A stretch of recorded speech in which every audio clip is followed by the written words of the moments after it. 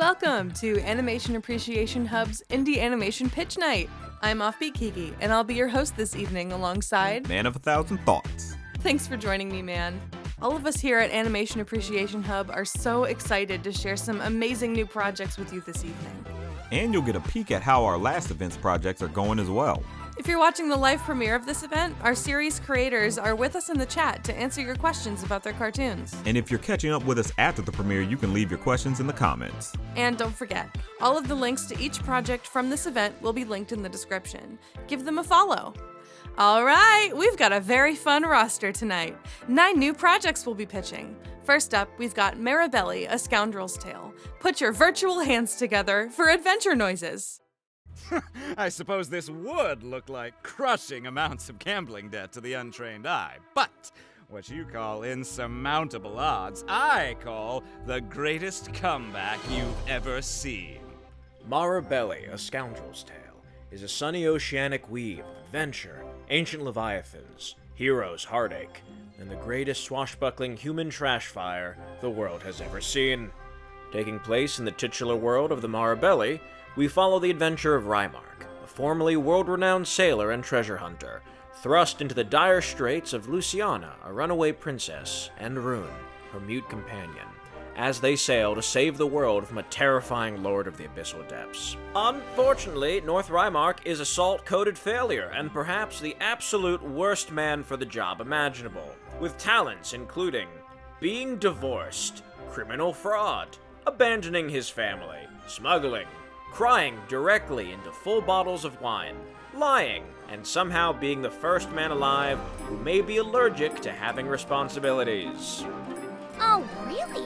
Well, if you're the world's greatest treasure hunter, why does your ship look like a pile of floating junk? And saddled with Rymark is Princess Luciana, a stubborn, clever, if somewhat childish highborn girl, currently on the run from corrupted knights and evil chancellors, as she journeys to fulfill her family's promise to save the seas. And by her side, her trusted companion, Rune, a nonverbal commoner sword boy raised alongside the princess as her friend and protector, and dragged arm first into all of Luciana's schemes, with the resigned sass and bone-deep exhaustion of a 40-year-old shift manager. If he seems mature for his age, that's probably due to trauma. In the pilot, after managing to escape their pursuers, Luciana and Rune manage to stow away on Rymark's ship, the Fortune Star, but are found out before too long. Though thinking fast, Luciana uses the grace and royal wit she's cultivated to gain control of the situation. Lol, no, she just tells Rune to shoot him. It goes predictably well. No one trusts Rymark, but with no options available, the three band together to thwart our villains, Salvatore Creighton and Sir David, a corrupted scholar, slowly losing his mind to demonic whispers, and daily losing his patience to the incompetence of his pet himbo. And he'll sleep when the children are dead, thank you. And Sir David, who is dumb, stupid, dumb, crazy strong, and has most of his interactions with Salvatore end up like this. We've scoured the island, and there's... well, actually, some good news first. It just hit me. I know we're running out of chairs now. Come on, use your words. We've talked about this. I am beyond the words. There is nothing in any language that could possibly convey the level of ineptitude you've displayed.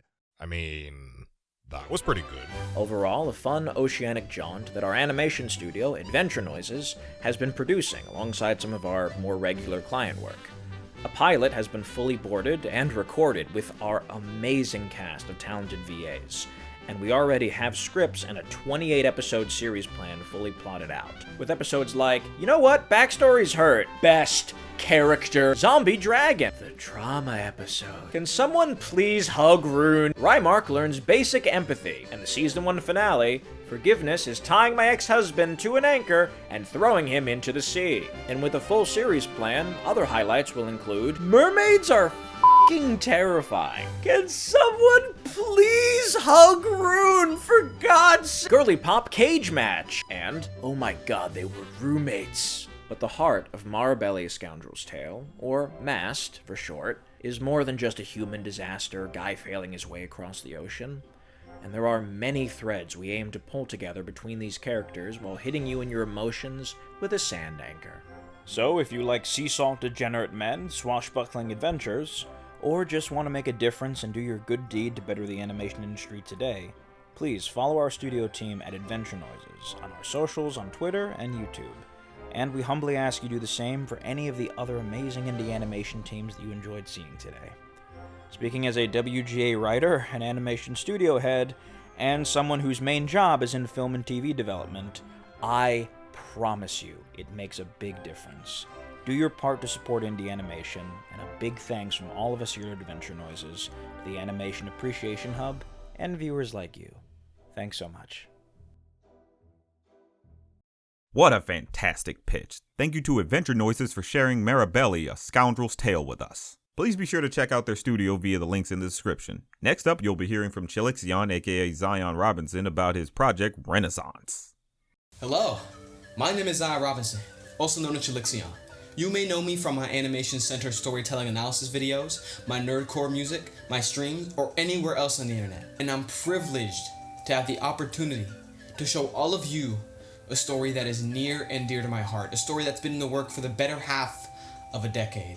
This is Renaissance. When a bubbly teenage girl starts her freshman year of high school, she determines she's sick of doing nothing with her life. So, she teams up with other teen outcasts to save the world as heroes, beefing with supervillains, balancing her school and social lives, and being held back by an anti-superhuman world. Renaissance is an action comedy story that follows the lives of 4 high school students, Lola, Dante, Fuji, and Rocky, as they attempt to balance their regular struggles of bullies, crushes, and exams, all while having a double life, being superhero vigilantes in the streets of Brooklyn. In the world of Renaissance, 30% of the human population are superhuman. They're born different and develop powers later in life. These powers can range from flight, super strength, making portals, or even transforming your own body. At the top are meta-heroes, the celebrities and first responders of the superhuman world. And while Lola's always dreamed of being one, she doesn't have the time to wait until she's an adult. She wants to save the world now. So follow Lola and the rest of our heroes as they fight off mad scientists, untouchable warriors, and worst of all, hormones. In terms of familiarity, Renaissance strikes a blend between the fantastical, campy superhero stories like X-Men and relatable, organic stories about adolescence like The Proud Family. You've heard the premise, but in storytelling, characters are essential. So, who are the characters of Renaissance? First is Lola Vasquez, also known as Blue Jay. Lola Vasquez is a bubbly, cheerful, and honestly pretty airheaded girl. She's a huge fan of superheroes, so much so that she's willing to risk everything just to be one. She believes she's been given extraordinary opportunities, and hopes to take advantage of those to help the less fortunate. But honestly, she also thinks just being a superhero is fun, and she doesn't really get what it really takes to save the world. Next is Dante Vasquez, aka Chainsmoker. Dante Vasquez is a much more well-tempered, polite, and respectful person. He's Lola's older brother, and is always looking out to protect her. Actually, he's always looking out to protect everyone he cares about, which is probably what had him become a vigilante despite being such a worrywart. He's a natural leader. He feels like he has a personal responsibility to protect those he loves to the max, and that keeps him grounded. He's failed at it before, he won't let himself fail again. Next is Fuji Hatane, also known as Nimbus. Fuji is quiet. He keeps to himself most of the time, and not just because he's an international student. Fuji views heroism as a duty he must fulfill. He must be brave. He must be selfless. He needs to save the day, and if he doesn't, it's on him. Being with the team balances that out. Yeah, sometimes they get on his nerves, and other times he barely listens to them, but they're still his friends. He chose to be here, for better or for worse, and he'll never forget that.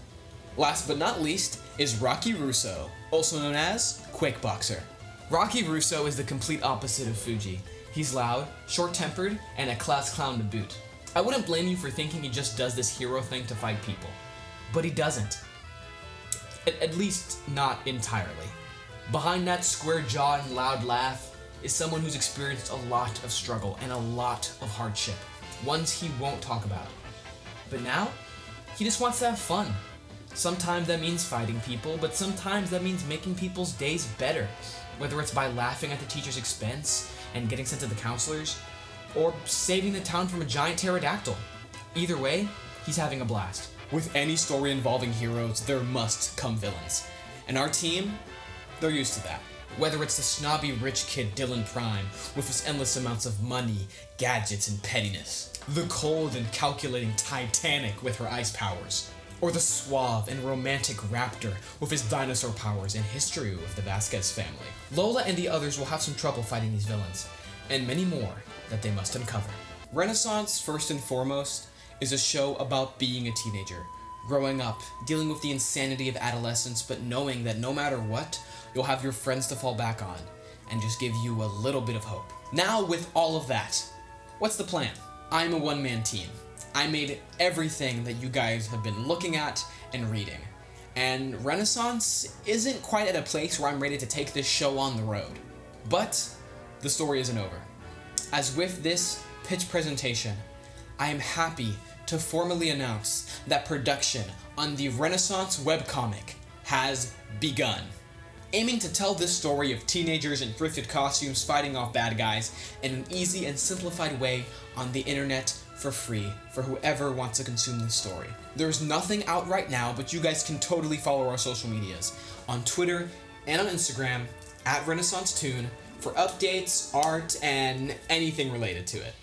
I can't promise you a release date, but I can promise you that production has begun. So let's stay hopeful. I'm Zion Robinson. I've been your presenter for the night, and I wish all of you a damn good one.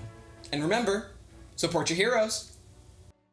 I can't wait to see where Renaissance goes from here. Remember, our creators are in the chat ready to answer any questions you have. Next up, we'll hear from Jesse about his project, Ringmaster's Odyssey. Hi, I'm Jesse. I also go by Scrublets. I'm 29 years old, I'm from the UK, and I'm an independent animator, and I'm the creator of Ringmaster's Odyssey. Ringmaster's Odyssey is a modern urban fantasy where magic exists and has been kept a secret for a long time. Some people have it, a large majority don't. The pilot for Ringmaster's Odyssey jumps headfirst into the story, introducing Anthony, a young ringmaster who inherits a circus once known the world over, and so he decides to breathe new life into his performances by using magic. Unfortunately for him, Anthony was being watched a little too closely, and this opens a Pandora's box of trouble when the magic community finds out and he discovers that magic was kept secret for a reason. So what is Ringmaster's Odyssey? Ringmaster's Odyssey is an upcoming adult animated series that looks at what would happen if magic existed in society. The story not only explores the life of performers but also goes beyond the circus and gives a magical twist to unexplained and historical events. For example, the witch trials of Salem is mentioned in the pilot, Atlantis, Stonehenge, Area 51, all that sort of jazz, and they don't even have to be major events, it can be simple stuff like explaining Penn and Teller's famous bullet catch trick. So there's a lot of freedom to come up with out-of-pocket stuff that explains it away as magic. So the story slowly diverges away from its initial theme, starting off as Anthony disobeying the rules in place, to everything falling apart because the world simply wasn't ready to find out that magic really did exist this whole time. And it turns into something completely different as a result of the butterfly effect, meaning that everything is connected, and because of that the story is so linear. And that means if things change, they change for good, and that makes the stakes high. And everything from the idea to storyboards, animation and editing, minus the music and voice acting, was done by myself. The main setting of the show would be in a circus, but not limited to just there. Because circuses travel frequently, it allows the freedom to explore anywhere around the world, different cultures, and meet new people. However, there are a few strict rules for mages that they must abide by. Performing magic in the presence of mortals is strictly forbidden. There are reasons given for this throughout the show, but the main one is due to mage safety and not wanting to incite panic, fear, or ostracization. In the event a mortal witnesses an act of magic, a dispeller must be deployed within 24 hours to act. A dispeller is a mage with the role of ensuring that mortals don't find out about magic.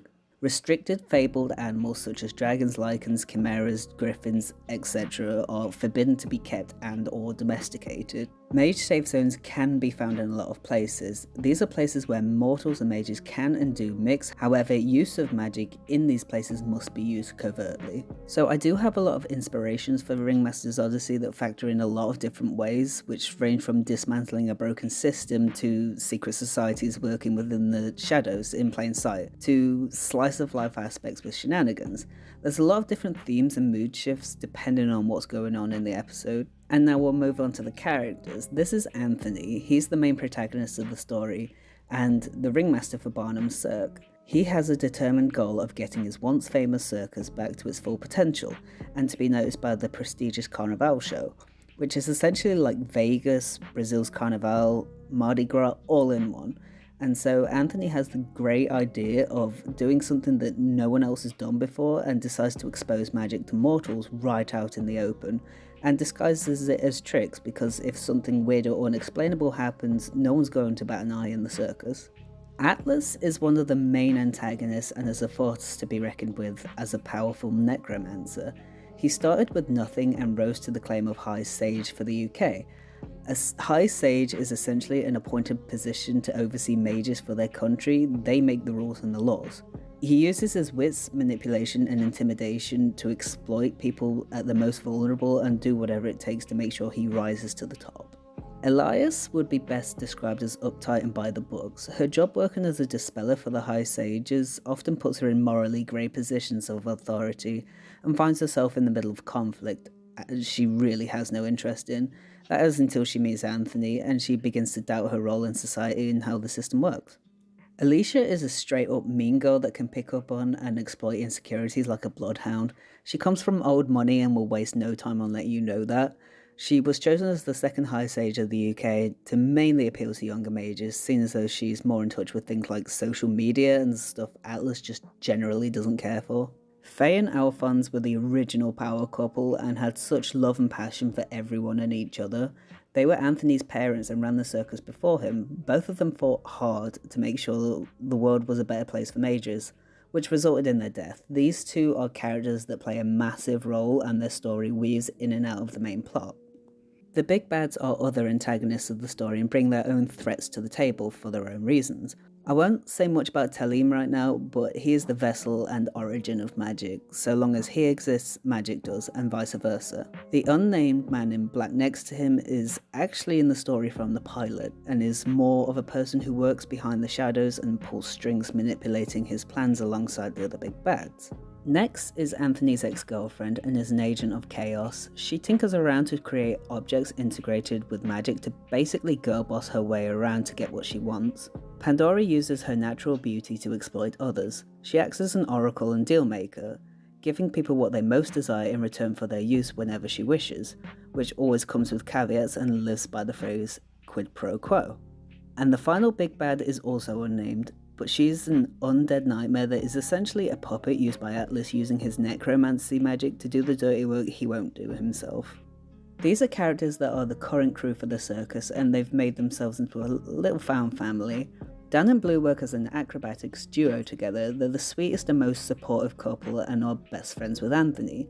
Miro is an aerial silk performer, is kind of shy and introverted, so he kind of tends to blend into the background a little bit. Mia and Sebastian are the resident magician and assistant of the circus. They're a little bit older, so they're the ones that everyone goes to for help and guidance. Mia is really patient and understanding, whereas Sebastian is blunt and kind of a klutz. Diana is a fire dancer with a cold shoulder and is pretty much at the circus for a paycheck. She has no real interest in hanging out with the others and just does her own thing. Here are some animation tests I did to sort of tie down my art style and play around with what magic could look like as a concept and just some sort of idea of what the style could look like. So that was the end of my presentation. I hope you guys enjoyed my project. I have some social media where I post little updates, sometimes some silly memes and drawings. There's a link tree in our Twitter bio where you can find our stuff, and our Discord server will be open too. Thanks so much to Jesse for sharing Ringmaster's Odyssey with us. Now we're going to pivot and hear updates from our 4 projects from our first indie animation pitch night. First, Moa Olsen is going to tell us how Sinking Road has been going. Then, we'll hear a progress update from Jax Christensen on The Heroes of Tomorrow. Charles Moss will loop us in on Detective Cat, and Shannon Moa will catch us up on how Revamped is going. Hello! It is I, Baphomet the Clown, the creator of my indie movie, Sinking Road. Here to give you a 2024 update of my work on the movie. If you remember me from the Indie Animation Pitch Night 2023, or was it 2022? Wow, I don't even remember.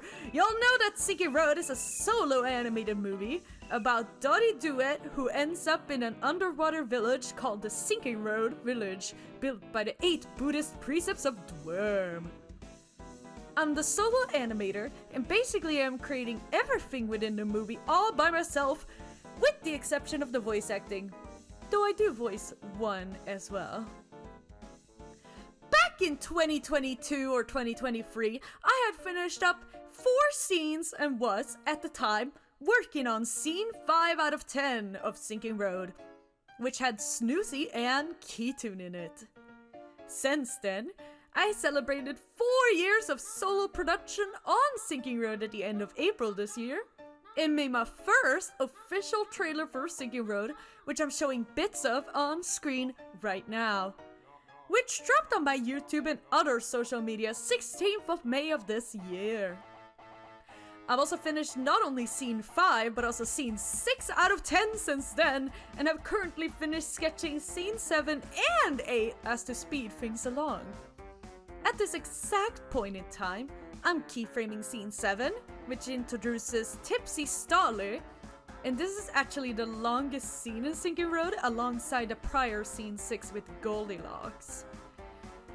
I have the entirety of Sinking Road voice acted out with some future lines playing right here. I'm not scared of you, egghead! Just sit down and we'll discuss further. It was not pretty. You may have noticed a change in voice actor for Pathologia. This was done for personal reasons. His current voice is the absolutely amazing Luke de Iora, which, if that name sounds familiar to you, it should, because he voices characters in the video game Cuphead. The #1 biggest inspiration for why I even began working on Sinking Road in the first place. It all came full circle. I'm getting prepared to reach the end of Sinking Road, and I'm sticking to the 2025 year release. But keep in mind that this can either be in the spring of 2025, so around the beginning, or at the very end, depending on circumstances. I'm also working on Sinking Road while also working on personal art and other work, small animations, videos for YouTube, etc. and to bring joy and things for my community to look forward to in between the long production of Sinking Road, because, well, if I'm not working on things, then no one will, since I'm the lone worker on this train. Since the last pitch night, my community around and even outside of Sinking Road has grown immensely, and I am eternally grateful for what I've been able to achieve. So thank you guys so much for being patient with me and watching me throughout my work on Sinking Road and beyond. I've also opened up a merch store where you can buy Sinking Road things. Visit Pantanhound on Etsy to check it out. Other than that, things are as they usually are. Now, enjoy these previews, my clones! You are very clearly a child! I am no damn child! All together! Oh! Come back here, you asshole! You simply cannot function on your own! I hear you, Keytune. Ah, shucks. And it was the most quiet I've ever been. Oh, well. Bet I scared ya! Keytune, you're probably the loudest of all of us precepts. Also, you never use your knife. Even louder than my pawn Goldilocks? Well, golly gosh darn. Gotta get new shoes. There, like 'em? I can't see, Keytune, and you know that quite well. Well, then you're missing out. Anywho, that little maid of yours, is she a friend? Oh, do not worry, your Digesty. I won't hurt her. I mean, it won't be much of a benefit to kill her once you're all out of sight!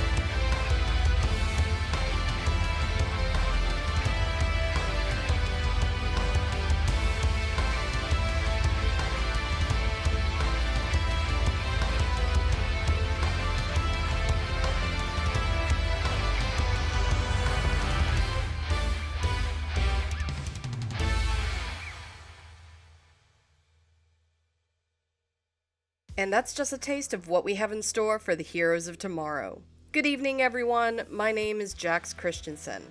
I am the director and showrunner of Thought, also known as The Heroes of Tomorrow.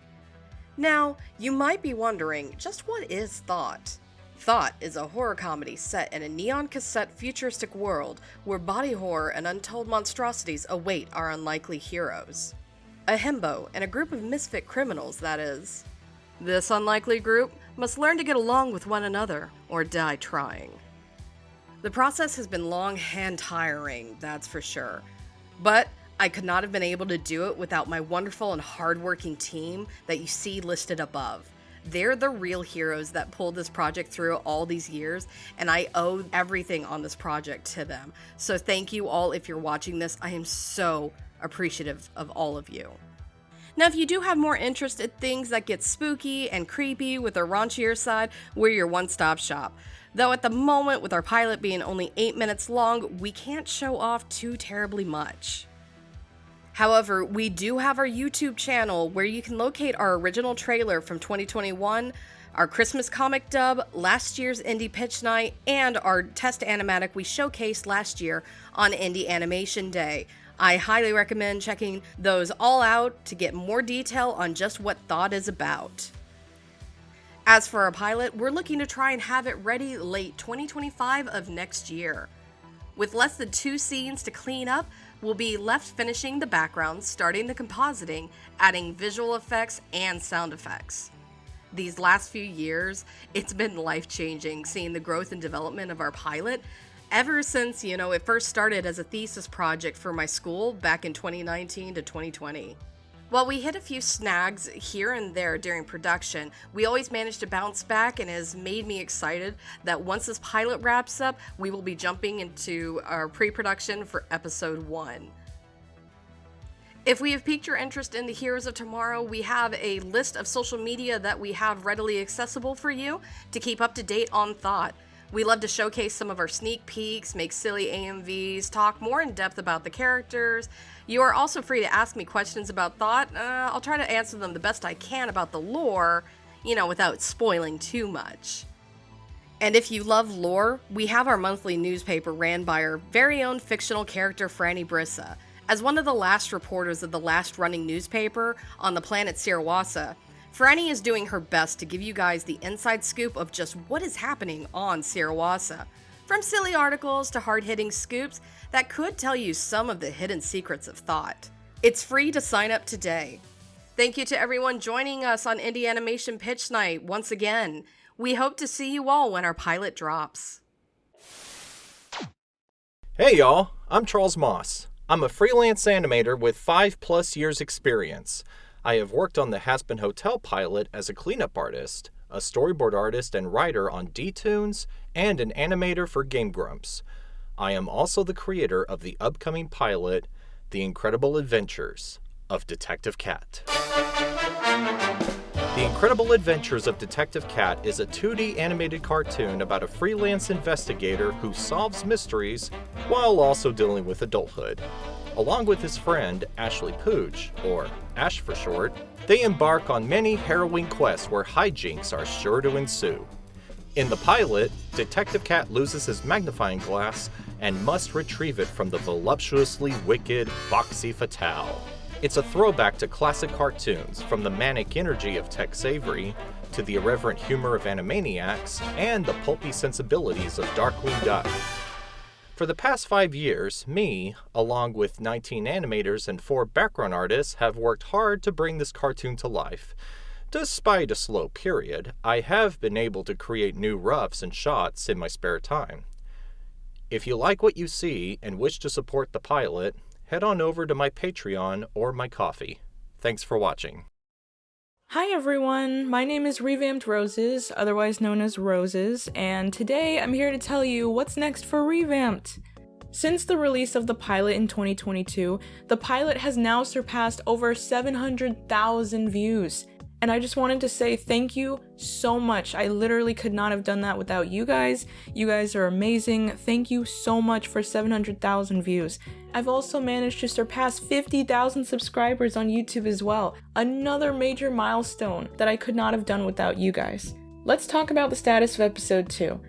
As of this recording, the animation for episode 2 is almost complete. There's literally like one scene left that needs to be animated, and I'm currently working on it along with my friend. She's helping me. Together, we should have this scene done before the end of the month. Who knows?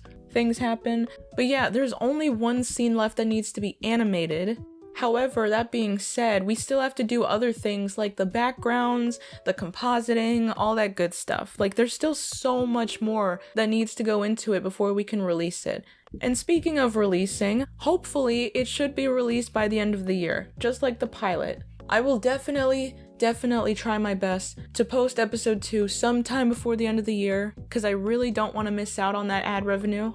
It's gonna be great. Please stay tuned. I am trying my best. I am working as hard as I can, trying to avoid burnout, but yeah. After the release of episode 2, what's in store for Revamped? What's gonna happen next? It's demon time, yes sir! During the final stages of episode 2, episode 3 will start its pre-production phase. The pre-production for episode 3 is going to be so exciting because the character Negative William will finally make his official appearance.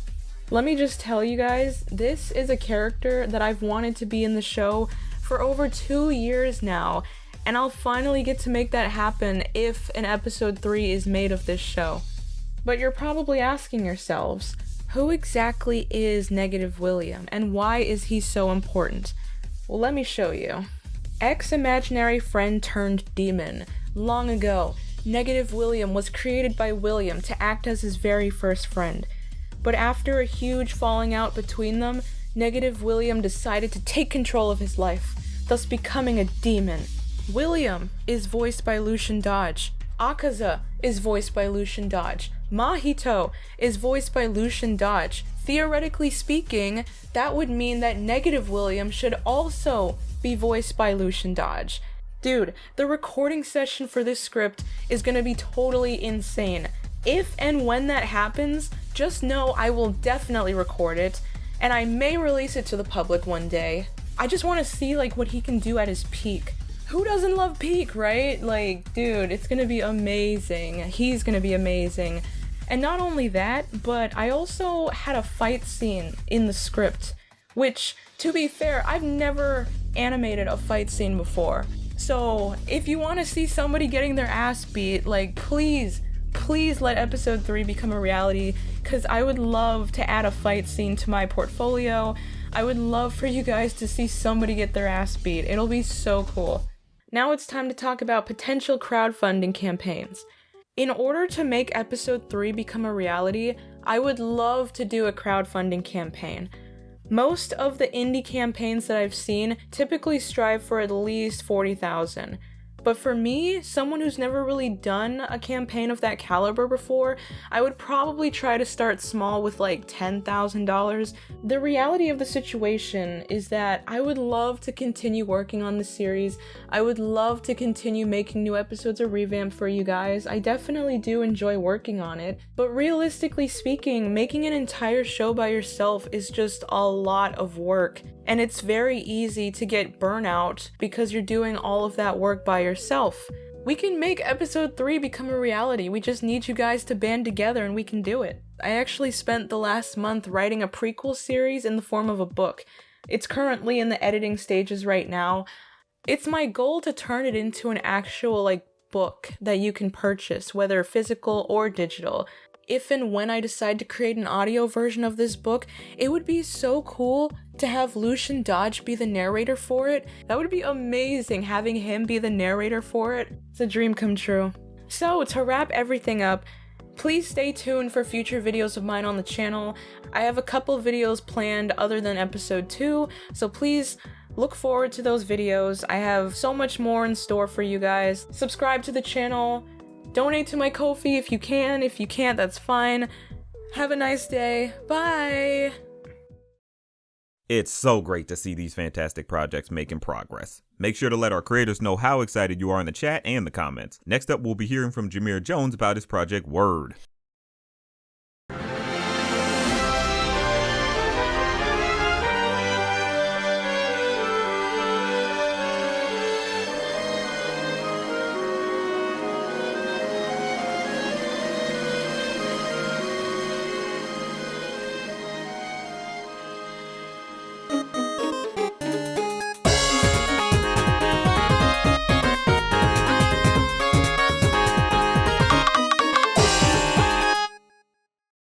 Introducing Word, an action comedy indie series about Word and a cast of heroes and villains all trying to exist or control the mist city of Cableville and beyond. It's a mostly silly teen-oriented show that doesn't shy away from absurd themes and scenarios, such as launching yourself from space to win a diving contest, or turning yourself into a baby and putting yourself in harm's way to teach a friend heroisms. Word is an extraterrestrial anomaly that arrives in Cableville and immediately causes trouble for both the city and its villains. He's a mischievous, self-confident brawler who always has an unorthodox way of solving problems. He's pressured to use his abilities for good, but would much rather goof around and whip up schemes. When his power isn't enough, he taps into a seemingly limitless power to activate Word Time, a hyper-powered version of himself with endless possibilities. Let's show these freaks how we do things back in Cableville. Milo Portal is a timid, anxious boy who believes he can get Word to be the city's hero. He's the yin to Word's yang, and as such, follows Word on his adventures, practicing his ice magic and becoming the hero he needs to be to keep Word out of trouble. Wait, what? Fung is a cunning, no-nonsense spy working with the Sao family. She has taken a great interest in Word and any other anomalies that affect her city. Her spying often gets her wrapped up in whatever scheme Word has cooked up this week. She will do whatever it takes to complete her shadow missions, using her limitless gadgets and resources she gets from the Sao family. Boss, I need something! Leave it to me! Luth and Nail are a master and apprentice duo residing in Cableburg, the sister universe to Cableville. Together they train and ward off the efforts of Team Spectre while raising their own set of ninja frogs. Luth is confident and caring, while Nail is clumsy and has little sister energy. Occasionally they assist or will be assisted by the main cast in their own adventures. Oh, you never told me you were a fortune teller? I really wish I wasn't. Word's Rogues Gallery consists of many foes, such as a cybernetic buff bird bent on revenge and armed with the laser eye, Twigatron. A leet-speaking computer virus turned real polygonal wizard, the Webmaster. The edgy leader of a band of treasure-hunting ninjas and bane of Cableburg, Spectre. And a time-skipping mobster and the leader of the Cableville Underground, Shifty Sal. With more to come. Word's setting primarily takes place in the metropolitan city of Cableville, a city shrouded in pink clouds, known for its cable cars, street life, and rampant vigilante problem. A unique town and new home to Word, who lives in the commandeered floating lighthouse suspended above the city. Occasionally, the gang will travel to other dimensions such as Cableburg, a sister universe to Cableville, known for its floating islands, culture of martial arts, and its gang of troublemakers. Currently, I'm working on Word 15, Heroes Fall, the second part of Spectre's Rise, which pits Word and Milo against the nefarious Team Spectre, but that's not all I'm cooking. Word Episode 0, taking place 6 months before the start of the series during the Cableville Day of Fire. After a fierce battle, Word is sent through dimensions and arrives in Cableville just as it needs him. After being rescued, Milo begs Word to try to save the city. Word 0 will serve as a pilot and proper introduction to the series and its main cast. My name's Jameer Jones. I'm a 2D art student who just really loves cartoons and anime. This series is a labor of love and a blended product of my favorite things. I've been working on this series for 5 years now, but I've been working on the seeds of what Word will be for far longer. I started my animation journey in Flipnote Studio, and I'm still animating Word and Milo to this day. I began work on this series just on a whim. At first, I used it to explore and enhance my storytelling and artistic abilities, but over time, it became something more and evolved into the series it is today. Some of my major inspiration for Word are action anime such as JoJo's Bizarre Adventure, Naruto, and Dragon Ball Z, and video games such as Sonic and Splatoon, with the look and style of early 2000s Cartoon Network and internet cartoons. I try to inject as much style and swagger into the show as I'm able to, and the characters and world are stuck in a Y2K futurism era with magic and whimsy all around. Anything can happen in the world of Word. You can support this series by checking it out on YouTube and Newgrounds. There's 14 episodes and multiple shorts and specials, with more episodes in development now. You can also share it around and create art and discussion in the Word Discord. Aside from that, you can connect and follow the series' progress on my socials. You can donate a couple greens to my Patreon to fund development of new episodes, as well as get access to behind the scenes, storyboards, and animation files, as well as get credit or a rendered drawing of your character at the end of episodes. I'm also very open to collaboration and critique, as Word is only being worked on by myself. Thank you so much for letting me share my passion project with you all. I hope you'll stay tuned for more Word in the future. Who would ever sit around and watch cartoons on the internet?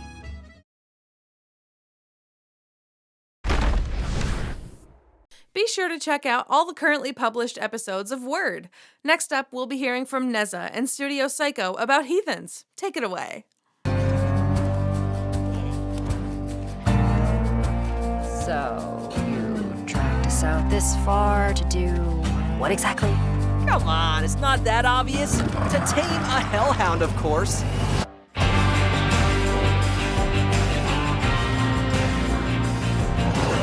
That's what the pellets do! I thought you had a plan! You're a sentinel. Just fight better. Seriously?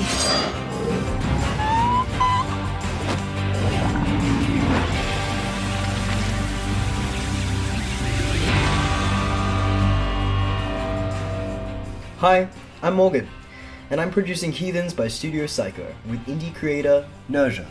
Heathens is an indie anime dark fantasy series. We recently completed the Kickstarter for our pilot, which is fully funded and set to premiere on YouTube at the beginning of next year. Forever bored by his work as one of Hell's public servants, Axel, a bright-eyed demon, joins up with a bounty hunter organization. He and his friends become an official squad, and it propels them into exciting new adventures that just happen to take place at the most dangerous time for Hell itself. If you're a fan of shonen anime like One Piece and Jujutsu Kaisen that deal with demons and power systems, and shows like Gravity Falls which are comedic and character-centric, but with an underlying mystery, Heathens is for you. It's an action comedy dark fantasy series for and about young adults. We like to label it as an anime for all of its shonen inspiration. It has all the frills, with an adult focus, intricate plot, and a large cast of characters. Heathens is specifically written and designed to feel cinematic, captured in an ultra-wide ratio to showcase crazy fight sequences and picturesque landscape of its uniquely bright and beautiful hellscape. Hell is pretty chill, actually. In Heathens, Hell isn't a place for eternal damnation or punishment. It's simply a neutral sandbox of second chances. It's a bustling society with entertainment districts, markets, and rocky outskirts which are particularly beautiful. The fireflies floating up above determine the day-night cycle, so Heathen's world is almost always steeped in a dawn atmosphere. Demons all go to an academy when they're young. They graduate into the world and pick up a job. Anything from barista to gang leader to bounty hunter. Meet our triple threat trio, Aura, Axel, and Carlos. They're a chaotic group of losers who met back in the academia and stuck together way past graduation. Initially, each of the trio took different career paths, but now Axel is dragging Aura and Carlos headfirst into his next dangerous pipe dream. When we're not hanging out with the trio, we're chilling with the Warlords for B-plot shenanigans. District Warlords are a secret alliance consisting of the most influential representatives of the respective districts in Hell. Hell is big, it's filled with demons. The Warlords help keep the balance to avoid territory BS, squabbles, and coups d'etats. It's honestly so effective that most of the time they just end up screwing around. With their clashing personalities and this shared responsibility, they're like the worst D&D party ever. Heathens opens at a peacetime for Hell. We get to know our trio of demons as they gallivant around, take on bounties, and piece themselves together in their demonic youth. But the trio's usual missions are soon tainted by this undercurrent of a greater, ever-present danger, when Hell is dealt a series of attacks from an unknown enemy. As the series progresses, Warlord episodes/plots are sort of charged towards actively investigating the threat, while the trio take on trickier and trickier bounty missions that respond to public panic, falling into clues themselves about the unknown enemy. And as the pieces of the mystery slot together, all sides and their storylines intertwine. In Heathens, the characters use devotion to bounty hunting, to revenge, to a heroic lifestyle, to define themselves, for better or worse. Each of the trio explore their devotions or lack of, and are forced to confront their convictions. It starts off as fetch quests and bounties, but with the changing climate of hell, their missions take on a different tone. They're each further away from getting what they think they want. Heathens is a story about being young and thinking that you know what you're doing, and being wrong about it. And all the while, the world around you is crumbling and asking more and more of you. As the characters of Heathens struggle with self-definition against this backdrop of uncertainty, the saving power is really connection and found family. The threat and loss of home becomes one loss, and Hell's survival depends on their union. We connect to this deeply as an indie team. Heathens is being completely created by Studio Psycho.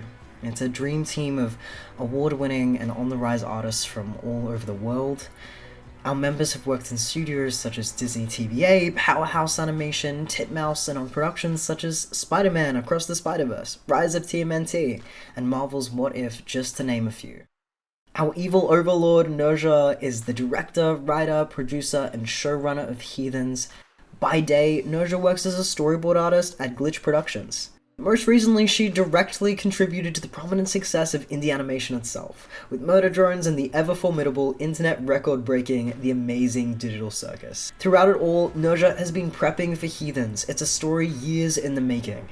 And now she's using all her skills, expertise in animation production, and the indie scene to form Voltron with this incredible project and crew. Thank you so much for watching. Please follow us and support us if you can. We're on TikTok, Twitter, Instagram, and YouTube. And keep an eye out for the release of the Heathens pilot early next year.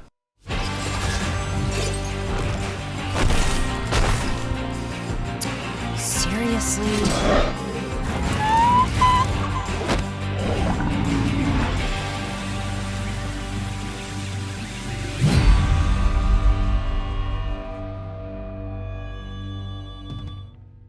Don't miss what's coming next from Studio Psycho. Make sure you follow them and all our other creators from tonight's events. Links in the description. Now we'll hear from Peter about his series Swift Spark and the Defense 5. Hi, I'm Peter, and I'm the creator behind Swift Spark and the Defense 5, a coming-of-age superhero story about a 16-year-old on a mission to find his missing father.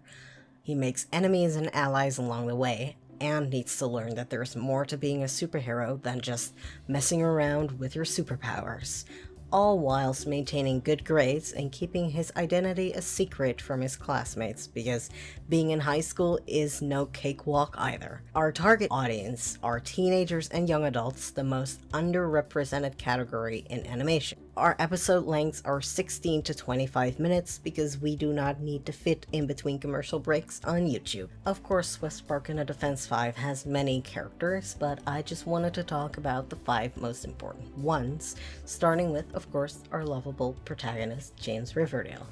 He is a naive overachiever that struggles with self-confidence issues, overcorrects to try and hide these issues, and in turn gets himself into trouble. And tied to these confidence issues is his obsession with having to follow in his father's footsteps. He really tries hard to achieve this self-imagined ideal person that he thinks that his father would want him to be, and he finds that really tough, even though it's literally a goal that he set for himself and nobody's making him do it, especially considering you guys are probably familiar with the idiom, never meet your heroes, right? Things may not work out the way James hoped. Luckily, there's always Anna to drag him back down to Earth and keep him grounded there, who is his best friend and crush. Her mission is to bring back the paper newspaper to her local high school instead of the blog that they're currently running. and she's using the hype around Swiss Spark to do so because everyone wants to know what the latest and greatest is with the Swiss Spark. And at the same time, it's a good excuse as to why she's constantly around the Swiss Spark, because of course, as a news reporter, you need to be up to date with the latest and greatest, right? And then there's Samira, who's James's older sister. She's protective and maybe a little bit smothering because of what happened to her father when she was younger. She's afraid of losing James too, especially now that he's literally throwing himself into the most dangerous possible situations, and she sort of sees James and protecting him as a mission. And over the course of the series has to learn that her little brother is getting older and can't take care of himself. And of course, there's our two villain characters, Daniel, who is the big bad, sort of our Norman Osborn, the CEO of evil corporation Viper. His father disappeared at the same time as James's father, and to Daniel, that means that James's father, Martin, is responsible for that disappearance. And of course, he seeks revenge on James. And at the same time, James has something that Daniel wants, namely his blood, revenge, and a key to power. And Marin is kind of a strange case because she just showed up out of nowhere, and she is the sister of the leader of Lightning Incorporated. But she's Daniel's right-hand woman nonetheless, and she follows the Defense 5 around to build a case file of information, personality, powers, dynamics, and secrets. Marin loves secrets and loves spilling them even more. Lightning Incorporated and Viper Incorporated are the two different teams that run in Swiss Spark and the Defense 5. The good guys and the bad guys. Lightning is run by Angelo Riverdale, James and Samira's uncle, and Ursula Abbott, Marin's sister. Their goal is to stop Viper and to undo the damage that their serum does. Viper is the classic evil corporation that wants to control the government. Their serum creates mind-controlled supervillains, and their goal is to make the effects of that serum genetically transferable. The Serve serum, as they call it, was created by Angelo Riverdale before Viper became Viper, and they are using cheap copies looking to recreate it. But James's blood contains the key to the original serum, and so they're looking to capture him. What kind of world do these characters live in? It's a world based on ours, but not the same as ours. So there's no real-life locations, and the technology is slightly more advanced than ours because science fiction show. And cartoon logic also makes this world go round. Spring Hill City is the most important city in our show because that's where 90% of the episodes take place. It's your standard mid-sized city with all the landmarks you can think of, a pool, a park, a cinema, that sort of thing. The city center has skyscrapers, the outskirts have cul-de-sacs with regular houses. And Spring Hill High is James's high school, where most of the episodes in Season 2 take place. Viper and Lightning hide in plain sight in this city, an office building and an abandoned industrial site. Both hide their secrets in plain sight. Swift Spark is supposed to feel like an early 2000s cartoon, and even though it is a comedy, it does have a serialized plotline that gradually gets darker as the series progresses. And James ends up in problems that he causes himself, to stick with the teenage theme, but he's learning to trust his friends and adults to help him with his problems, and at the same time becoming a better problem solver himself so that he doesn't always need someone else to fix his problems for him. And I also intend to spotlight the female secondary protagonists alongside our male protagonists because I hate it when shows have female characters that just have fuck all to do. And I guess that segues into why I am making this show, because the animation industry is in a dire situation right now, and it just needs a reset, a refresh with creatives in the driver's seat. And indie animation is the perfect place to do that. And an authentic point of view and storytelling are really important. And I am LGBT and neurodivergent, and many of my characters are too, so I feel like I'm bringing that level of genuinity to the table that some shows that aren't creator-driven may not. And the underrepresented audience of teenagers and young adults is just a gap in the market that I feel like indie animation should tap into more, because clearly studios just aren't interested in anything that's not a kid or an adult or a family with 2.5 kids. And I also wanted to show up some of our cast members, because getting to work with these guys has been an absolute dream come true, and I recommend you guys check out the cast page to see everyone who's working on this show, because they're amazing and they're doing an amazing job, and SwiftSpark just wouldn't be the same without them. And if you're curious about how this show intends to progress, Season 1 is very lighthearted, episodic, with serialized elements. Season 2 gets darker because James gets older and Viper becomes a more serious threat. And in Season 3, James is older, stronger, and feels unappreciated and treated like a baby, and thus overcorrects as he does, and this time with permanent consequences, and James has to deal with the aftermath of those consequences. And as a last thank you, I wanted to close off on this awesome page full of fan art, because the community reception to SwiftSpark has been amazing so far, and I really hope to get to grow the show alongside all of you guys. Before we move on to the next pitch, I just wanted to show you where SwiftSpark is going next. Our first episode released last year, and currently we're focused on pre-production for episodes 2 to 6. You're watching some of the storyboards for episode 2 right now. The cost for pre-production is about $5,000 per episode, so $25,000 in total. If you'd like to chip in and help us out, it's much appreciated. We have a Patreon for behind-the-scenes access, and we have a fourth wall shop with merch, where you can also shop the plushie I showed off during the pitch. And if you're interested in seeing where the SwiftSpark came from, we have digital downloads and physical copies available for purchase of the latest, most updated version of the webcomic, and an older version is free to read online.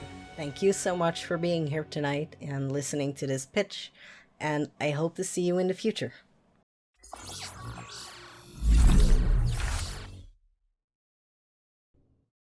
Be sure to check out the SwiftSpark pilot after this.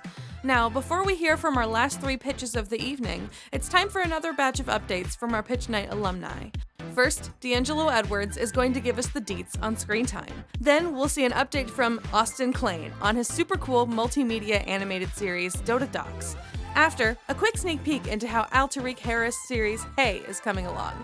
And finally, some amazing news from Capapon Studios' series Hearts of Titan. Hey guys, my name is D'Angelo. I'm an artist and YouTuber, and about 2 years ago, I started working on an idea I had for a show called ScreenTime. I wanted to make a show that represented the group of people I connect the most with, other artists. It's going to be a show that focuses on Derek, Kat, and Stan, a group of friends hoping to make it in their respective art fields, all while balancing their personal lives with today's need to constantly be promoting yourself. I wanted to have the feel of my favorite kind of adult animation, the stuff you would see back in the day on MTV and the WB. Shows like Downtown, Clerks, and Mission Hill play a big part in my inspiration, and I want to do what I can to help bring shows like that back. While I'm not as far along as I would like to be yet, I'm still making progress, slowly but surely. Before I get started on the pilot in earnest, I'm making a short just to test the waters and drum up support for when I launch a Kickstarter. So far, a little over a minute of the 4-minute short is complete, but the full thing should be done sooner than later. Remember, besides the music, this is all me. Character design, animation, backgrounds, compositing, stuff takes a while when you have to make money so you can eat and stuff. But speaking of music, I recently partnered with Echo the Band to create the theme song for ScreenTime. They're going to be helping me a lot with the music, as well as helping to consult about life in the music business, so I don't say anything stupid in my cartoon. That's not on purpose. Anyway, yeah, as far as update stuff goes, that's basically all I have for now. I'm really excited to get this out for you, and I can't wait for you to see my cartoon. You can follow me over at ScreenTime Show on Twitter and on YouTube at ScreenTime Cartoon. Keep a lookout on the next Indie Animation Day, because that's when I'm hoping the short will be done. But until then, catch you later. Hit it. I spend too much time alone, just looking at my phone. Feel like I'm losing the game if I'm not chasing that fame. Can these marks that we measure the mark of a man? Do these moments we treasure just get in the way of the plan? It's a long road to the top, is it really worth the climb? I don't know, maybe I should get less screen time. Updates on DodaDox. On the official DodaDox YouTube channel, there are over 10 new videos for you to watch. The content includes animatics, infomercials, and finished animations. If you want some more instant DodaDox, check it out after this stream. The DodaDox pilot has officially begun production. We hope to have 2 minutes finished every 2 to 3 months. Previews will occasionally be shared on YouTube and my other socials. But if you want to see everything earlier, check out the Patreon. We have behind the scenes, early access to videos, cheap personalized commissions, and coming soon, we'll have a monthly sticker club.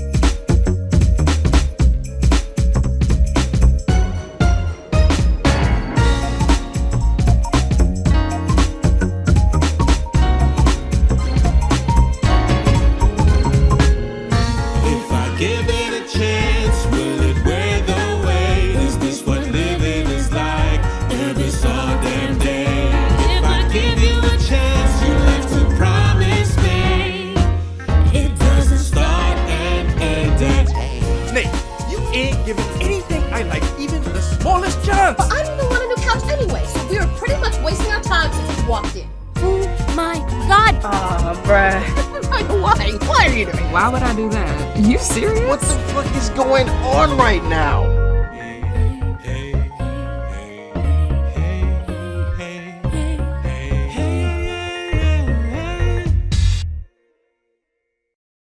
Hello everypony, this is Maud from Capapon Studios, and I'm here to present our progress update for the project Hearts of Titan. For those who don't know, Hearts of Titan is a young adult action comedy series. The story follows 3 college students and a disgraced space prince on a path to unraveling an intergalactic mystery. Or something like that. I don't know, who writes this stuff? Last year, I presented our web series on this channel, and since then, a lot has happened. From grossing 200,000 followers across social media, getting our project noticed by other studios, and raising $59,000 on BackerKit to make a 5-minute animated short. We released a fully animated proof of concept along with a music video in collaboration with Oreo, but we also have a boatload of other content on social media. Now that we've raised enough funds, our studio is now in the process of making our animated short. The short takes place before the events of the main story.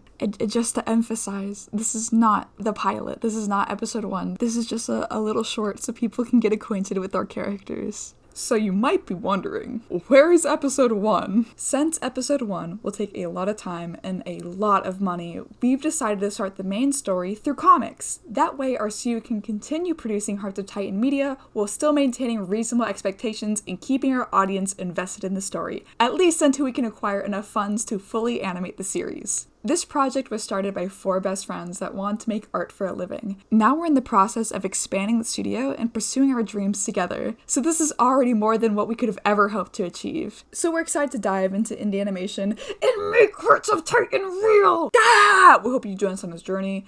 If you want to support us, please check out our socials. Anyways, thank you so much for your time.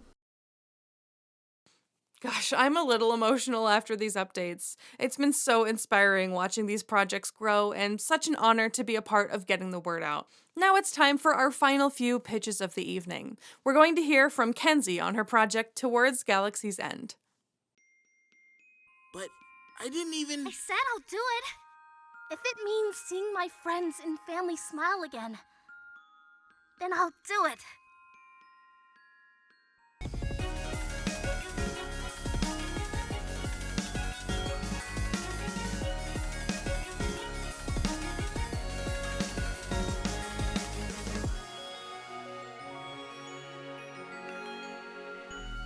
Let's be magical girls together! I say, you're a bit insane.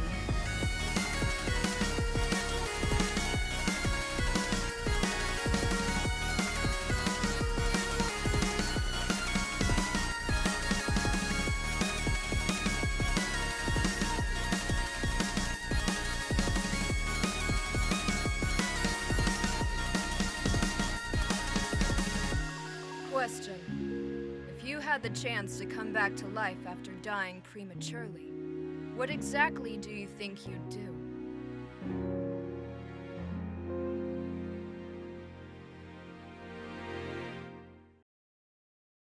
Bonjour, mes amis. I'm Tinyano, your tiny, more virtual form of Luciano, here to guide you through the world of Towards Galaxy's End.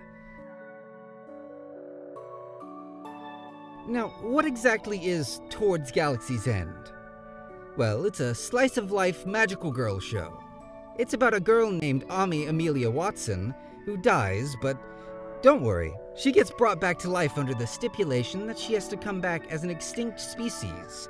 She chooses the Vetra Broughton Oupir, which Liliana says is fancy talk for a space vampire? Is that correct? Huh. Okay then. And so she and her friends form a group of magical girl space vampires and fight crime. Okay.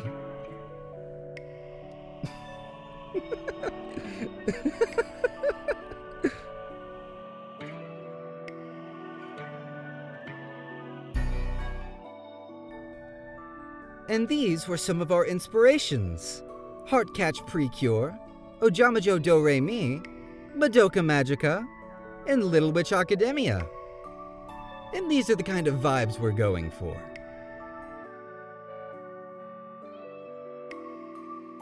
Case File Ami. Let's see. Growing up in a very successful household with her mom being a pro wrestler and her dad an ex-football player turned baker? Wow, okay. Remind me not to fight her. Seems like she can throw hands. But it also means she's not struggled quite as much as some of the other girls. See, all Ami sees are sunshine and rainbows. Next, Sabrina. Initially a shy and quiet exchange student, finding herself in a new home she doesn't quite understand. She likes to keep to herself, well, until she meets Ami, of course. That girl has such a magnetic personality. Though reluctant, she joins Ami for her magical girl space vampire shenanigans. Liliana, are we still going with this? Ah, Angel, ma amore. He is, the angel over Ami's shoulder, watching and guiding her and her friends on their journey, no matter how much he might be a grump about it. I'm sure he'll warm up, eventually. Haha! Clearly the two most important people here, Liliana and myself, Luciano. Two angels born of the same feather. We oversee the Reincarnation Project. Speaking of which, the Reincarnation Oh dear! Oh, not again! Hey, one, give me another laptop. Miss Director, we weren't, finished with the video quite yet. I mean, we didn't even talk about who we are. Wasn't that your job? And where's your computer? Well, it may or may not have been my... it does not matter. So, who is Love Letter Studios? Love Letter Studios is an indie anime studio that was founded by me over a year ago. We've worked as an outsourced studio for countless projects. Our goal is to make our own original project, and thus, that's where Towards Galaxy's End comes into play. But, so, where can people find us and support us online? Don't know. You should look it up on your computer. So, what I'm guessing is you mean loveletterstudio.com, or on Twitter, Instagram, TikTok, all the works? Once we finish animating our proof of concept, we hope to set up a Kickstarter or Indiegogo to where you guys can help support us so that we can fund our first episode. And who knows, maybe you'll even free the artist that I have in my base. I mean, help support our amazing artists as we try to make this project as beautiful as possible.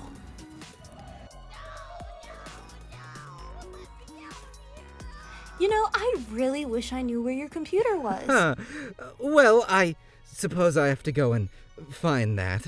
But it seems that's all the time we have anyways, so ciao. Hello? Hello?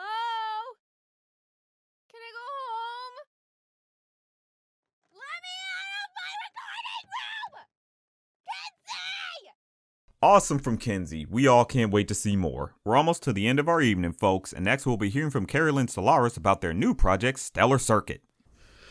Hello everybody, my name is Carolyn Solaris, and I'm the creator of Stellar Circuit, a science fiction comedy series featuring Everett Savvy, a 14-year-old genius who finds a microchip that powers his invention which attracts cosmic threats. With his alien brother Vantrix, he must reveal interstellar conspiracies and spark a revolution. Basically, Everett hit the interstellar jackpot. Scavenging aliens want the microchip to sell for big bucks in Makra. The Sea Agency wants it for its productivity features, which sharpens focus, reduces overstimulation, and breaks down complex tasks. So let's talk a little bit about Whimsyton. Whimsyton is a neon-lit futuristic city known for its many diverse languages, floating trams, hoverboards, air taxis, and cafes serving a blend of Earth and alien foods. The nightlife buzzes with street performers dancing to music and vendors selling exotic goods at the night flea markets. Aliens blend seamlessly with humans, working together and attending the same schools. However, some aliens still cause trouble, challenging local law enforcement and the Syndicate of Extraterrestrial Affairs agency. Okay, so first up, we have our main character, Everett Savvy, our brilliant yet lazy 14-year-old who created the Holosphere to compete in the Titan School of Technology's championship. Despite his genius, he still struggles with self-doubt and procrastination. Don't confide in him. He never listens. And a little fun fact about Everett. He loves baking and knows a lot of fun facts about the origins of baked goods. Next up is Vantrix Striker, an alien with chameleon-like abilities who adopt traits he believes human finds irresistibly cute. Driven by a desire for the microchip, he uses mischievous and endearing tactics, seeing Everett merely as a means to an end. He often forgets his mission and has a strange love for pickled kumquats. And a little bit of Vantrix forgetfulness, so this is not really a spoiler, but his forgetfulness isn't due to memory wipe or amnesia. He just plain forgot what he had to do. So that will probably be a little bit of a running gag. Next up we have Skylar Sunbeam, a quiet 13-year-old programming whiz who shines at problem solving. Though she's shy, she can be impatient and quite stubborn when things don't go her way. She's excited that her best friend is back, but she feels like something is different. So she kind of feels like there's just a little something up with her best friend Lainey. And Skylar, she created a game called Heartcode Heroes, but she's too shy to enter in the competition. She thinks it won't even get a participation award. Next is Lainey Moonshine, a kind-hearted, optimistic girl, always a beacon of hope among her friends. She'd been a sickly child before she left Whimsyton 4 years ago due to her father's job. Now she's back, still bubbly, but with something undeniably different about her. She loves to cuddle and carry Vantrix around. And so Lainey is the son to Skylar, despite their little naming themes there, if you kind of see it. And Lainey excels at coding complex algorithms and often stays up late to debug and solve intricate tech problems. So she is the one who really would have debugged, hardcode heroes for Skylar. So she moved a little bit before the events of Stellar Circuit. And then we have our antagonist, Titus Van Sparkleton, a wealthy and privileged 14-year-old heir to the Titan School of Technology, who sees everyone as competition, often resorting to belittling and deception. He's incredibly fast at typing and a skilled hacker. Almost too good. And he definitely doesn't have a crush on Everett, so don't suggest it. And he secretly writes poetry to process his emotions and stress, because it's not mentioned there, but he has underlying anger issues, so these poetries often help him, alleviate all that. And, it's all hidden away, it's private to him, because it shows a sensitive side that he never really revealed publicly. And only, maybe just one person among the friend group that he would reveal it to. And then we have our next antagonist, Locata, aka Special Agent Samantha Storm, a fiery confrontational space pirate hired by C as Agent Samantha Storm to handle troublesome aliens. Though she's a natural at apprehending others, her greed for the microchip often overrides her duty. She loves to hum old lullabies from her home planet and isn't shy about her fondness for cute things. She's also a skilled painter who uses her artwork to manage the loneliness of space travel. She sells her paintings and pretends they're from a deceased artist, so that kind of boosts her sales. But it doesn't really fetch that much, money. So Stellar Circuit features a colorful cast of characters. Some we loved, others might be despised, but all are crafted to leave a lasting impression. You'll encounter individuals brought to life with their own dark secrets, ambitions, and tangled webs of relationships. And series that inspired Stellar Circuit was a childhood, two childhood shows that I grew up with was, Monster Buster Clubs and Invader Zim. And I guess the X-Files was pretty much around when I was a kid, and I'll be honest, I used to be afraid of that show, but I ended up doing a few rewatches of the show, and I'm the show's not that bad. And then the Men in Black also kind of was an inspiration, Steven Universe and Cowboy Bebop. Stellar Circuit is a heartfelt tribute to my childhood shows, mixing economics, conspiracies, greed, and history. It's aimed at teens and young adults, but perfect for all ages. This is a series that captures everything I've ever wanted in a show that I would have loved to watch growing up. So thanks for letting me pitch this idea, and I'm currently working on this alone, so I'll gladly accept any kind of feedback or support or anything to really help kind of make this series flourish a little more. And this is Carrie Lynn signing out. To close out the night, we're finally going to hear from Jordan Whitman about his amazing series. He was originally planned to pitch with us during our first event, so by now you may have seen the pilot on YouTube. It's already amassed an incredible 700,000 views. Please give a warm welcome to Jordan in Port by the Sea.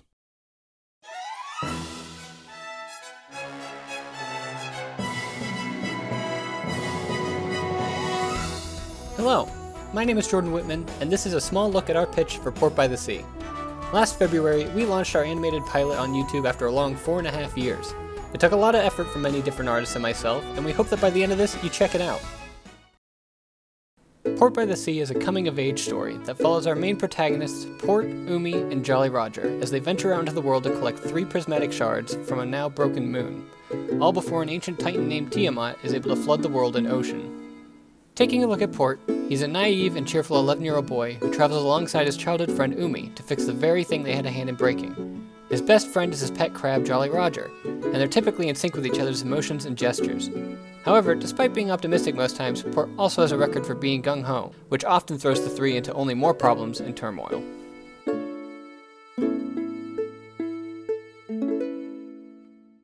Umi, on the other hand, is a 13-year-old quick-tempered girl in search of who she wants to be in life.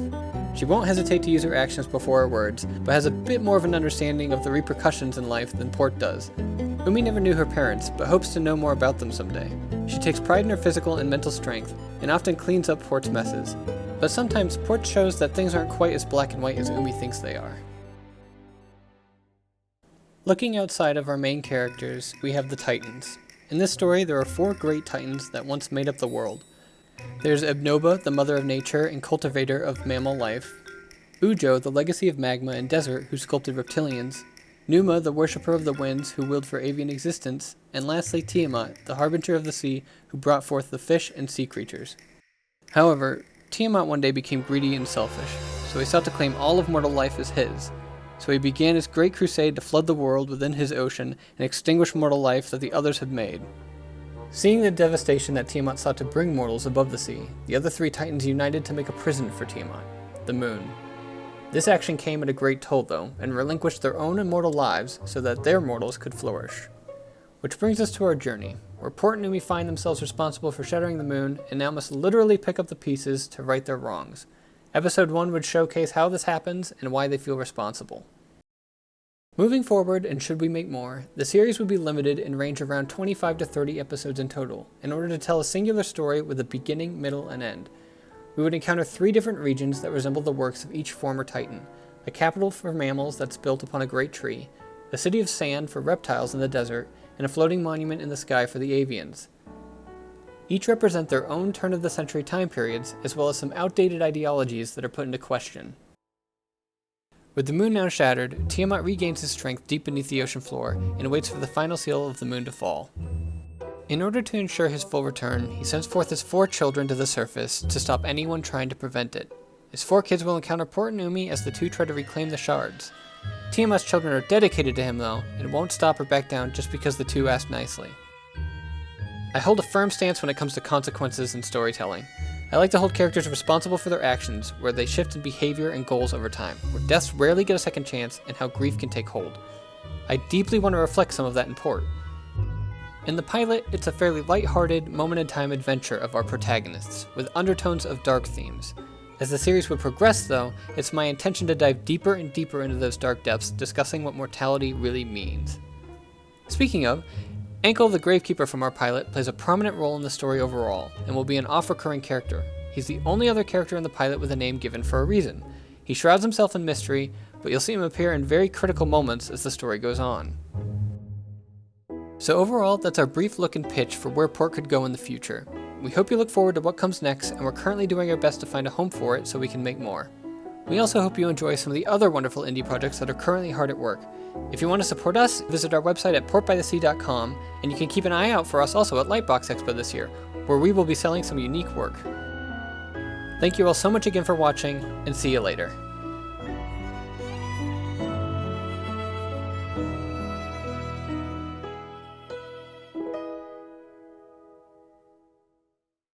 We did it, y'all! Another indie pitch night in the books. We'll be back this winter with another group of new creators and new pitches.